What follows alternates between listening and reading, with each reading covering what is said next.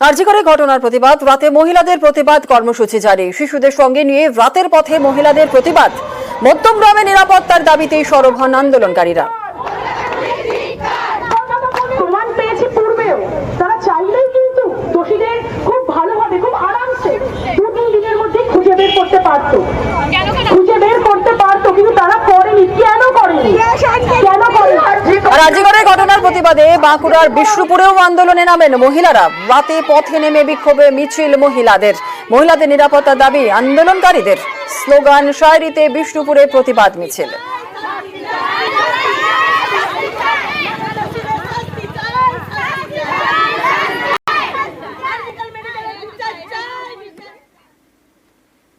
আরজিকরে চিকিৎসক খুনের প্রতিবাদ, জেলায় জেলায় সরকারি হাসপাতালে কর্মবিরতি। আর এরই মধ্যে বেশ কয়েকটি হাসপাতালে চালু হলো ওপিডি। রোগী দেখলেন চিকিৎসকরা। তরুণী চিকিৎসককে ধর্ষণ, খুন, আরজিকরের ঘটনায় রাজ্য জুড়ে তোলপাড়। এই ঘটনার প্রতিবাদে সরকারি হাসপাতালগুলিতে চলছে টানা কর্মবিরতি। এতে নাজেহাল রোগীরা। সমস্যা তো অবশ্যই হচ্ছে, বিশাল সমস্যা হচ্ছে। মানুষ গ্রাম থেকে যে শহরে এই হসপিটালে আসবে তা ভয় লাগছে যে ডাক্তার পাবো কিনা ঠিক নেই। এসবের মধ্যেই কিছুটা স্বস্তি রায়গঞ্জ মেডিকেলে।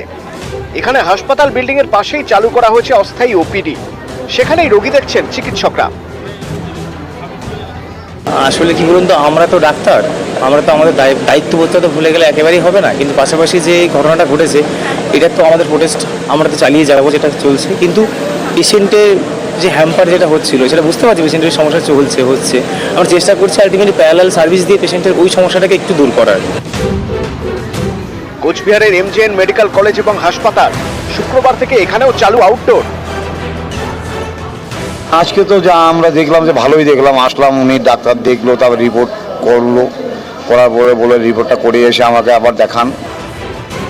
জলপাইগুড়ি মেডিকেলে আউটডোর খোলা, কিন্তু রোগীদের অভিযোগ সব বিভাগে ডাক্তার নেই, তাই ভোগান্তিও কাটেনি।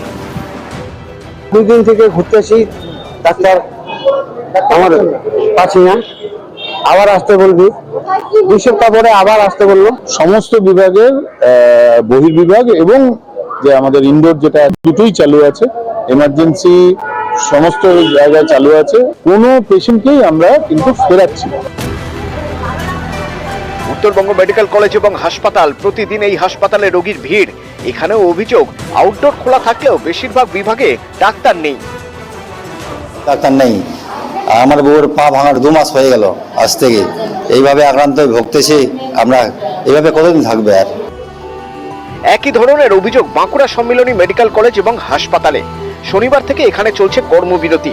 এর জেরে নাকি ঠিকমতো চিকিৎসাই মিলছে না, তাই অনেকেই নাকি হাসপাতাল থেকে ছুটি করিয়ে রোগীকে নিয়ে যাচ্ছেন বাড়িতে, কেউ সরিয়ে নিয়ে যাচ্ছেন নার্সিং হোমে। চিকিৎসা পরিষেবা অব্যাহত আছে। আমরা যারা এই বিক্ষোভে সামিল হয়েছি তারা জুনিয়র ডাক্তার যারা, তারা রয়েছি। 3 দিন হলো কোনো ট্রিটমেন্ট, ডাক্তারও দেখেনি, কোনো ডাক্তারের সাথে আমাদের কথা হচ্ছে না। তো এই জন্যই আমরা পেশেন্টকে বাইরে নিয়ে চলে এসেছি। ডাক্তার আসছে না, ওটা তো কেউ কিছু বলছে না আমাদেরকে। পেশেন্ট নিয়ে অসুবিধা তো ঘটে।